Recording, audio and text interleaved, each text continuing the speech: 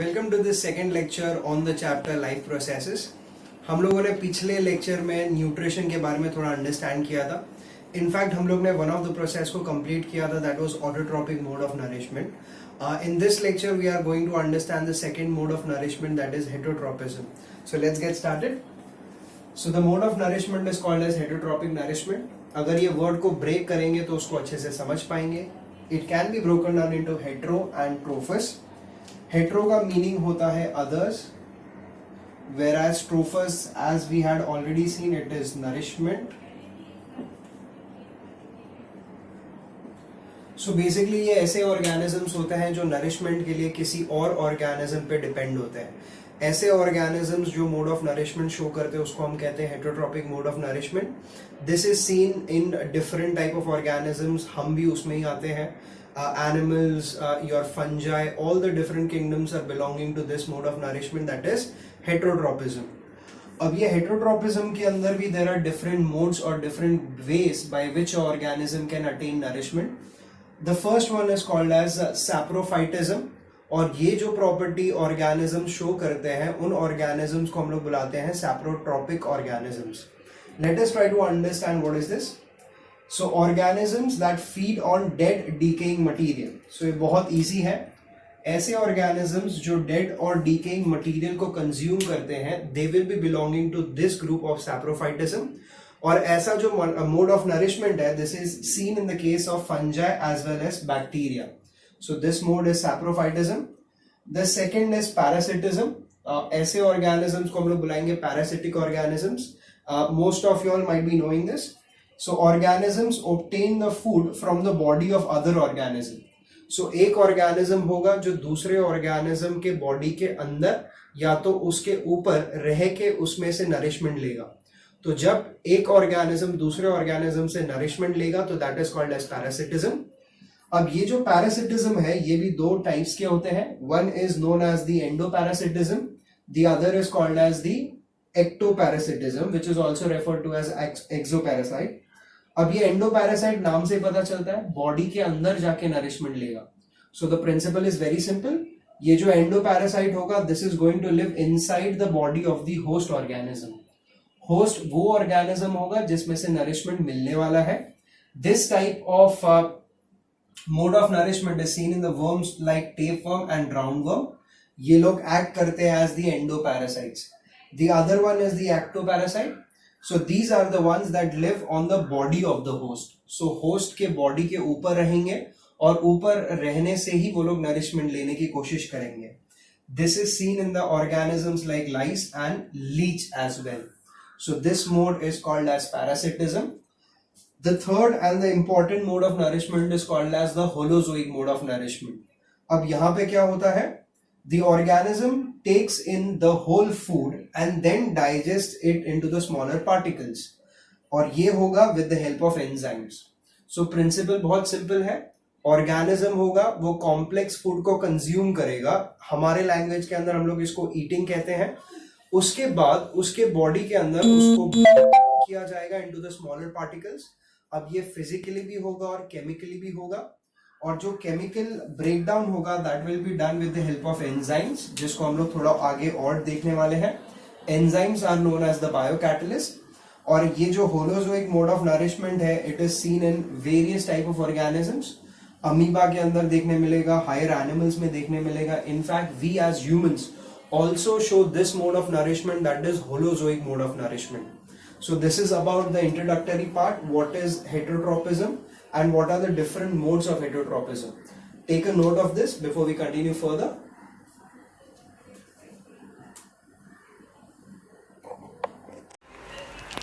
Okay, now let us continue with the further part, that is understanding the nutrition part in the case of humans, which is holozoic mode of nourishment. So let's get started. So when I talk about holozoic mode of nourishment, we have already understood what it is. Now we are focusing on the steps involved. So there are some basic steps involved in the process of the holozoic nourishment. The first is ingestion. A simple process by which an organism tries to take in the food is called as ingestion, which is followed by its digestion.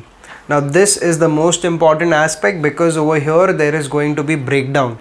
अब ये breakdown किसका होगा? तो जो complex food हम लोग खाते हैं all the complex food that we eat will be converted into the simple food. और ये जो function है या तो ये जो conversion है, it is brought about by enzymes. So enzymes play a very critical role in bringing about this breakdown. Digestion के बाद एक बार तुम्हारे सिंपल फूड में कन्वर्जन हो गया, लेकिन ये simple food has to reach to each and every part of the body. ये इंपॉर्टेंट है समझना कि ऑल्दो तुम्हारा डाइजेशन कंप्लीट हो चुका है, न्यूट्रिएंट्स बॉडी में अवेलेबल है, but they need to reach each and every part of the body which is considered as assimilation, जहाँ पे बॉडी के ऑर्गेनल्स इसको यूज़ करेंगे. आफ्टर दैट जो भी अनडाइजेस्टेड अनवांटेड वेस्ट मटेरियल होगा that will be eliminated out of the body which is called as egestion. अब ये सारे के सारे फंक्शंस जो है ये होते हैं हमारे एलिमेंट्री कैनाल में. In the case of humans the whole tract जिसके थ्रू ये फूड का पूरा पासेज होगा, डाइजेशन होगा, is called as your alimentary canal. अब ये जो एलिमेंट्री कैनाल है इसके अंदर सेवरल ऑर्गन्स है. Everything starts from the mouth, the organ जहाँ से इंजेशन होगा.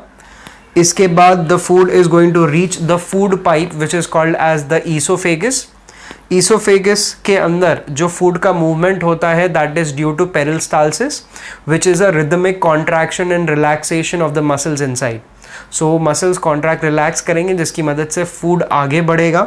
आगे बढ़ के वो कहाँ तक पहुँचेगा तो वो स्टमक में पहुँचेगा which is a hollow space जहाँ पे फूड टेम्परेरी ड्यूरेशन के लिए स्टोर होगा. After stomach it is moving into the small intestine. Small intestine के अंदर डाइजेशन भी होगा, एब्जॉर्प्शन भी होगा, and then finally it is reaching up to the large intestine. Large intestine में डाइजेशन नहीं होता है, लार्ज इंटेस्टाइन में मेनली होगा एब्जॉर्प्शन. उसके बाद जो रिमेनिंग अनडाइजेस्टेड मटीरियल है that is going to get eliminated from the structure called as the anus. So this is called as your alimentary canal which is also referred as the digestive tract. ये तो हो गए organs जिसके through food आगे बढ़ता है, but इसके अलावा डाइजेशन के प्रोसेस को हेल्प करने के लिए हमारे बॉडी के पास है काफ़ी सारे ग्लैंड्स. ये ग्लैंड्स कोई ना कोई सिक्रीशंस बनाएंगे. इन सिक्रीशंस के अंदर कुछ ऐसे केमिकल कंपाउंड्स होंगे, एंजाइम्स होंगे जो डाइजेशन को हेल्प करेंगे. Let us have a glance quickly. So ये जो ग्लैंड्स है इसमें से the first gland is the salivary gland. Of course it is present within the mouth, और ये जो सिक्रीशन बनाता है that secretion is called as saliva. This saliva contains the salivary enzymes. One of the very common enzyme that is present is salivary amylase which converts starch into maltose. उसके बाद आता है stomach. Stomach is also acting as a gland because यहाँ पे होता है gastric gland which is secreting or which is making a secretion which is called as the gastric juice. अब ये gastric juice के अंदर 3 important ingredients होते हैं. The first one is your HCl. The second is pepsinogen and the third is mucus. हर एक का precise role है digestion में. क्या रोल है हम लोग आगे देखेंगे when we understand digestion in detail. After that you have the largest gland of the body. Do remember this. Liver is supposed to be the largest gland of your body. और ये जो secretion बनाता है this secretion is called as the bile juice. Bile juice directly digestion में help नहीं करता, या तो इसके पास एंजाइम्स नहीं होते, but then it helps in creating the alkaline medium which is useful for the enzyme reactions. After that you have pancreas. ये जो पैनक्रियाज है it is the only mixed gland of your body which shows the property of both endocrine as well as exocrine. Pancreas जो secretion बनाता है that is called as the pancreatic juice, और ये pancreatic juice के अंदर you will have all these things present. These are the 3 important enzymes. It will contain the pancreatic amylase, it will contain the enzyme lipase, and then it also contains trypsin. ये तीनों के तीनों अलग अलग molecules को digest कर रहा है. Amylase will bring about digestion of carbohydrate, lipase will bring about digestion of lipids, whereas trypsin will bring about the digestion of proteins. So this is about the alimentary canal of humans and the processes involved in human. We will understand digestion bit shortly. First take a note of this quickly.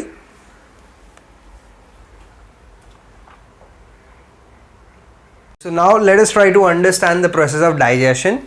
Now in this single board writing that I have done, you will try to understand the whole process of digestion. It covers all the glands, all the secretion, all the enzymes and all the major reactions that are involved in digestion. So make sure that you are understanding this very properly.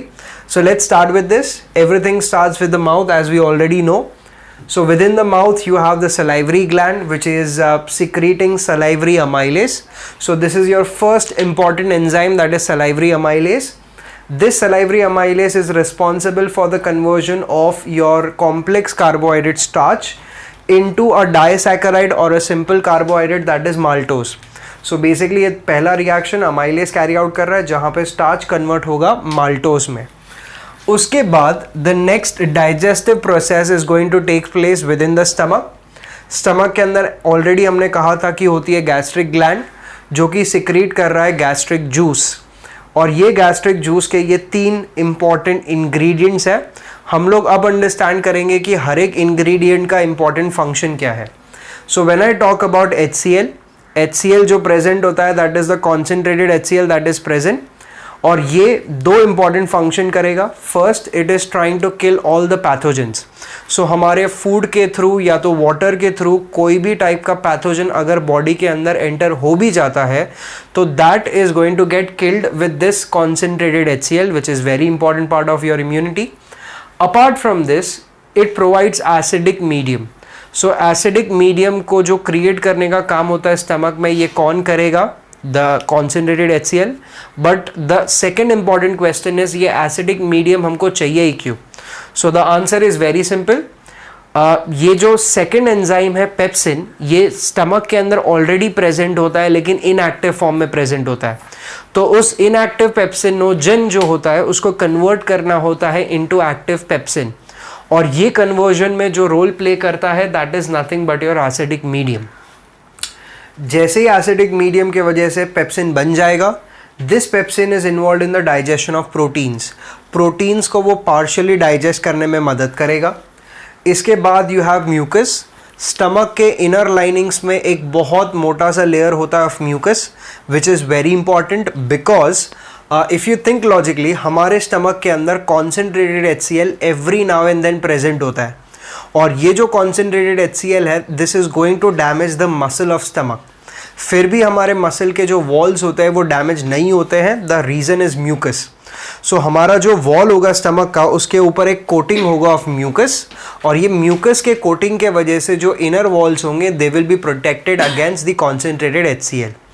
Continuing further, the next organ is small intestine. This is the major organ जहाँ पे major part of digestion होने वाला है. अब यहाँ पे the small intestine is basically divided into 3 parts, duodenum, jejunum and ileum. इसमें से जो पहला पार्ट है ड्योडेनम, यहाँ पे दोनों ग्लैंड से सिक्रीशंस आएंगे. कहाँ से सिक्रीशंस आएंगे? The secretions are going to come from liver as well as pancreas. अब लिवर से जो सिक्रीशन आता है that is called as bile juice. ये बाइल जूस क्या करने वाला है? This is going to provide alkaline medium for pancreatic enzymes. Now just think about this. जो फूड स्टमक से आ रहा है स्मॉल इंटेस्टाइन में वो ऑफकोर्स एसिडिक होगा, लेकिन ये जो एसिडिक pH है this is not suitable for the enzymes of pancreas. इसीलिए ये जो बाइल जूस होता है उसको न्यूट्रलाइज करेगा और एक अल्कलाइन मीडियम क्रिएट करेगा so that the pancreatic enzymes can function efficiently. इसके अलावा bile juice is also involve in the breakdown of large fat molecules into smaller globules. So जो बड़े फैट मॉलिक्यूल्स होते हैं उसको कन्वर्ट करेगा into smaller globules, that is nothing but bile juice. इसके बाद आते हैं हम लोग इम्पॉर्टेंट पैनक्रियास पे जो सिक्रीट करते हैं पैनक्रियाटिक जूस. पैनक्रियाटिक जूस जो होता है उसके पास ये 3 इंपॉर्टेंट एंजाइम्स होते हैं. The first one is called as amylase. हमने यहाँ पे भी अमाइलेज पढ़ा था but that was salivary amylase. This is pancreatic amylase. Pancreatic amylase भी क्या कर रहा है? It is converting the carbohydrates into glucose. Similar reaction. Second enzyme is trypsin. Trypsin is converting proteins into its constituent that is amino acid. ये basics है कि जो proteins होते हैं वो अमाइनो एसिड से बनते हैं. सो यहाँ पे उन प्रोटीन्स को ब्रेक किया जा रहा है उनके स्मॉलेस्ट यूनिट में, that is nothing but amino acids. And after that the last enzyme is enzyme lipase.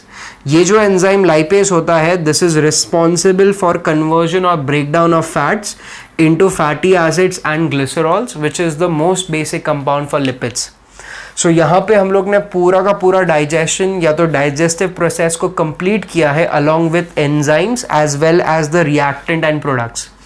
एक बार ये प्रोसेस ऑफ डाइजेशन जैसे ही कंप्लीट हो जाएगा उसके बाद स्टार्ट होगा एब्जॉर्प्शन एंड एसिमिलेशन। ये दोनों प्रोसेस की मदद से फाइनली जो फूड होता है वो सेल तक पहुंचेगा and each and every cell can use that to produce energy so as to carry out the body functions. So this is about the process of nutrition, जहाँ पे हम लोग ने दोनों प्रोसेसेस को डिटेल में डिस्कस किया है, that is autotrophism as well as heterotrophism. This is it from this lecture. Thank you everyone.